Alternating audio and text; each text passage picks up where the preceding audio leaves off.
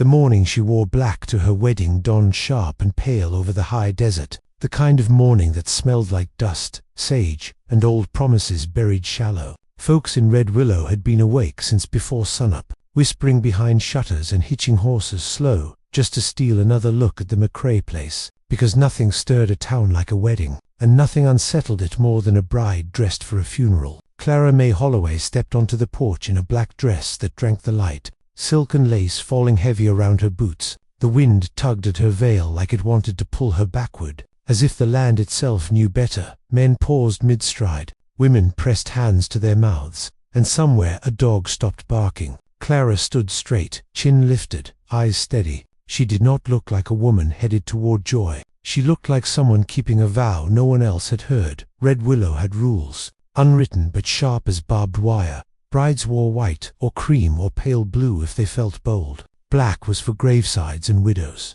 Black was for the end of things. Clara knew this. She had grown up under those rules, learned them alongside her letters and her hymns. Yet she had chosen black anyway, because some promises outweighed tradition, because some truths did not belong to a crowd. The preacher waited by the cottonwood near the creek, hat in his hands, shifting like he wanted to ask a question he knew better than to voice. The groom, Thomas Kincaid, stood stiff in his new suit, eyes flicking once to Clara's dress before locking forward again. His jaw tightened, but he said nothing. He did not know why she wore black, not really, and the knowing would have broken him. Only one man in Red Willow understood the color of that dress, and he watched from the edge of the crowd, half in shadow, half in sun. Luke Calder leaned against the hitching post, dust on his boots, scars on his knuckles, and regret settled deep in his chest. He had not planned to come, told himself it was none of his business, but his horse had carried him here anyway. Like it remembered paths, Luke pretended to forget.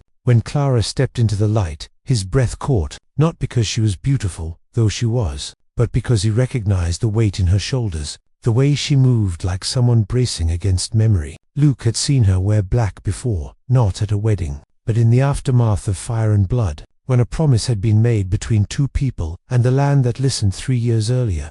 Red Willow had burned at its edges, not flames, but violence, a cattle war gone wrong, men riding under moonlight with guns and grudges. Luke had been one of them, younger then, quicker to believe that right and wrong wore clear faces. Clara had been there the night it all unraveled, standing in her father's doorway as shots cracked the air. She had run toward the chaos while others hid, black shawl thrown over her shoulders against the cold. When Luke fell, blood darkening the dirt beneath him, she had knelt beside him without hesitation, pressed her hands to his wound, and sworn she would not let him die alone. In that moment, with the stars sharp overhead and death close enough to breathe, Luke had asked her for a promise, a foolish one maybe, but honest. "If I live," he said, "and if you ever stand before another man to marry him, wear black for me, so I'll know you remember who you buried that night." Clara had agreed, not thinking the promise would ever come. Luke lived. Against expectation and sense, Clara had tended him until the fever broke,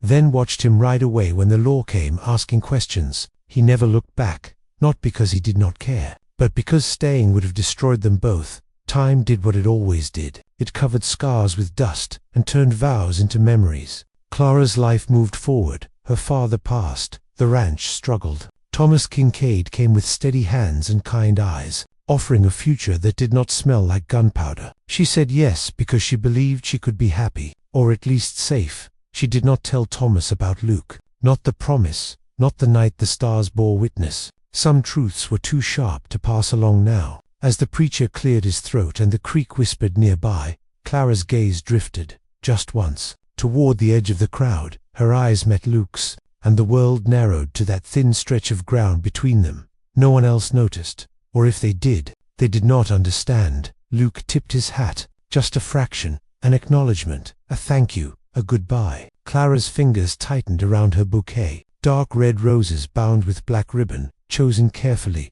deliberately. The dress was not a rejection of Thomas. It was not a cry for attention. It was a marker, a gravestone for a version of herself that had died in the dirt. 3 years ago the preacher began to speak, words about union and hope, floating over the gathering. Thomas shifted closer to Clara, his hand brushing hers, warm and real. She felt the contrast keenly, life moving forward while memory pulled back. Luke watched, jaw clenched. every instinct screaming to turn away, but he stayed, because this was the price of survival, to see what might have been and let it go.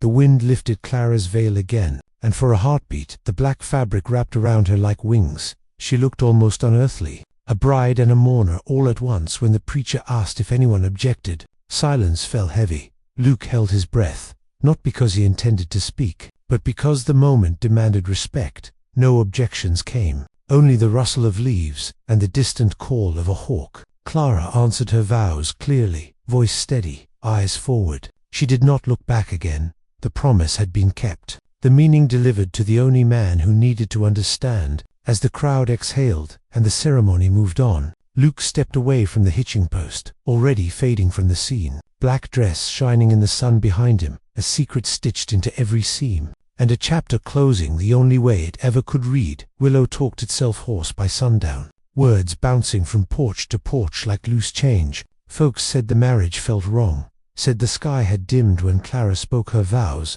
said black carried bad luck and worse intentions. Thomas Kincaid heard it all by the time he led his new wife home, smiles tight, back straight, pride and doubt wrestling in his chest. Clara moved through the evening like a woman underwater, nodding where expected, answering when spoken to, but her thoughts stayed fixed on the moment before the vows, on the glance she had allowed herself. Thomas noticed the roses first when they were alone, dark red against the table, black ribbon coiled like a question. He asked gently, because that was his way, "Why black, Clara? Why not white like everyone else?" Her silence stretched long enough to bruise, and when she finally spoke, she said only that black was honest. Thomas laughed once, uneasy, and kissed her forehead, telling himself honesty could wear many colors. Luke Calder rode hard until the sounds of celebration fell away, the rhythm of his horse matching the ache in his ribs where the old wound still pulled on cold mornings. He had not expected relief,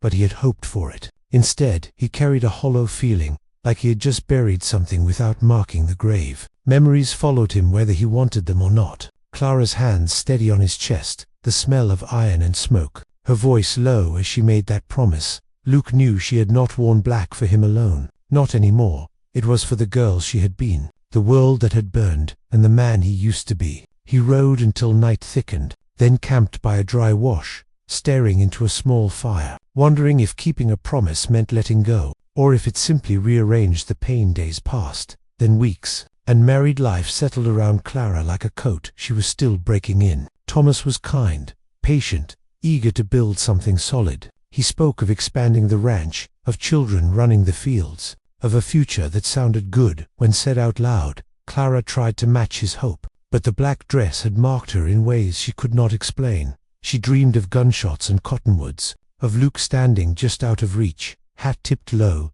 in town. People watched her closer than before, as if expecting tragedy to follow her steps. The preacher avoided her eyes. The women offered sympathy disguised as concern. "Black lingers," they said. "You should put it away now." Clara nodded, but she did not burn the dress. She folded it carefully and stored it in a trunk, not out of longing, but out of respect.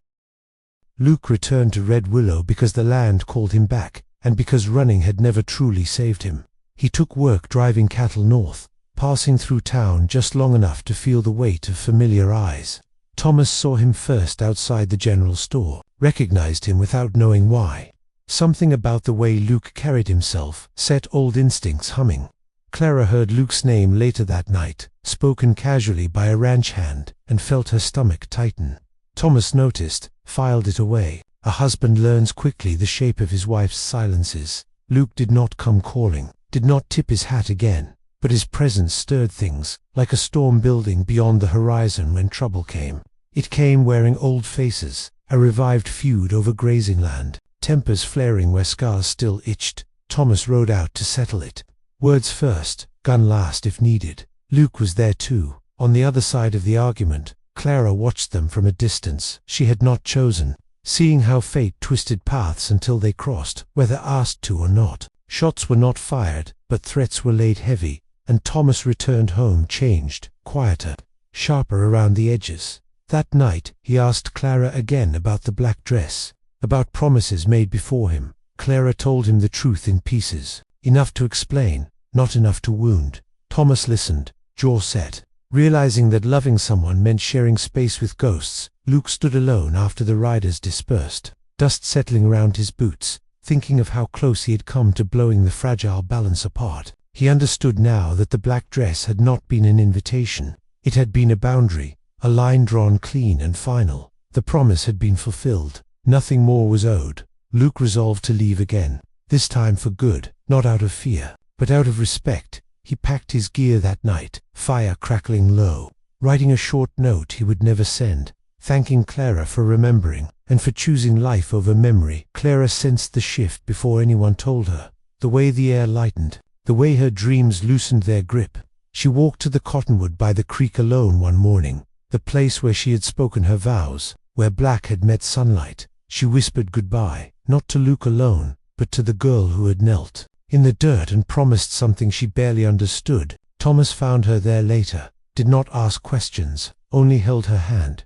She squeezed back, realizing that grief could coexist with hope, that one did not cancel the other. Red Willow moved on, as towns do, gossip fading, weddings replaced by births and funerals. The black dress remained folded in its trunk, not hidden, not displayed, simply kept. Luke Calder rode out of the territory before the first snow, carrying less weight than he had in years, and Clara Holloway Kincaid learned that some symbols burn once and are done, leaving warmth instead of ash. The meaning of black had changed, no longer mourning alone, but remembrance, and the quiet strength of promises kept and released. The first snow came early that year, light and deceptive, settling over Red Willow like a clean sheet meant to hide old stains. Clara watched it from the ranch house window, one hand resting on the sill, the other curled unconsciously at her waist, where life had begun to stir, though she did not yet have words for it.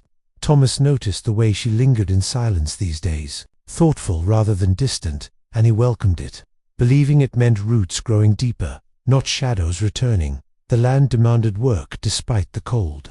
Fences needed mending, cattle needed watching, and Thomas rode out before dawn one morning with a promise to be back by nightfall. Clara felt unease then, sharp and sudden, the same feeling she had known years ago before gunfire cracked the dark. She told herself it was foolish, that life did not circle back so neatly, and yet by noon, a rider appeared on the horizon, carrying news wrapped in urgency. Luke Calder had been seen again, not passing through, but pursued, trouble clinging to him like burrs. Men from the old feud had tracked him south, grudges thawed by time and sharpened by drink. Clara heard the name and felt the world tilt. She did not run, did not panic. She breathed and thought, because she was no longer the girl who knelt in the dirt with blood on her hands. She saddled her horse and rode to town, snow stinging her cheeks, knowing Thomas would hear soon enough, knowing also that some endings demanded witnesses. Luke arrived near dusk, wounded again, though not as badly as before, leaning hard in his saddle, refusing help until he saw Clara standing there, solid, steady, alive. His relief was plain and painful to see. She spoke to him once, briefly, telling him he could not stay, that whatever chased him would not find shelter here. Luke nodded, accepting the verdict like a man who had already lived past his due. Thomas returned as the tension peaked, reading the truth in the set of shoulders, the way men shifted their feet. He saw Luke then, really saw him, not as a rival, but as a chapter that refused to tear cleanly from the book. Words were exchanged, sharp but controlled. Thomas offered Luke supplies, directions, and time enough to rest his horse, but no promise of protection. It was not cruelty, it was boundary. Luke understood, thanking him with a look that carried respect where jealousy might have lived.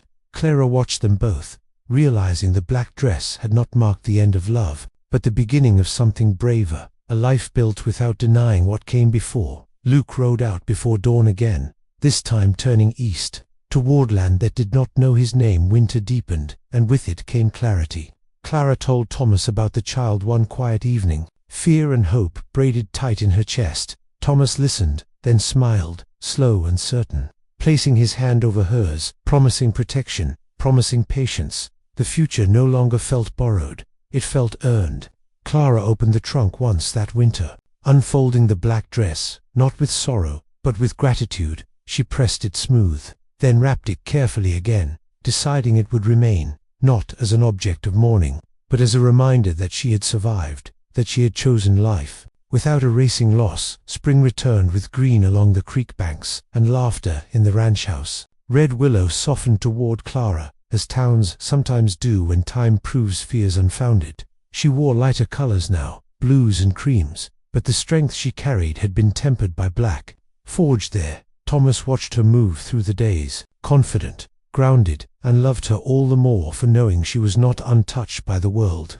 News came once, late in the season, carried by a trader passing through. Luke Calder had made it north, taken land of his own, laid down his gun for a plow. Clara smiled at that, a quiet, private thing, feeling no pull to look back years past, marked by births, harvests, and the steady rhythm of work. Clara's child grew strong, asking questions about promises and colors, and why some things were kept, even when no longer used. Clara answered honestly, teaching that remembrance did not weaken joy.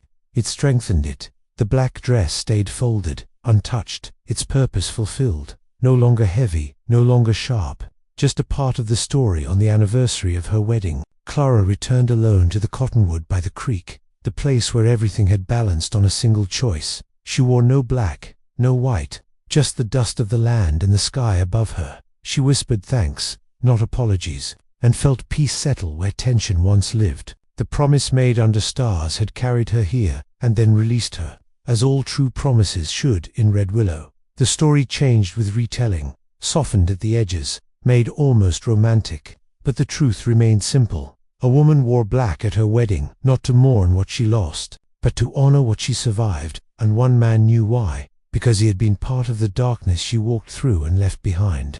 The dress did its work, and then life, stubborn and bright, took over, as it always does.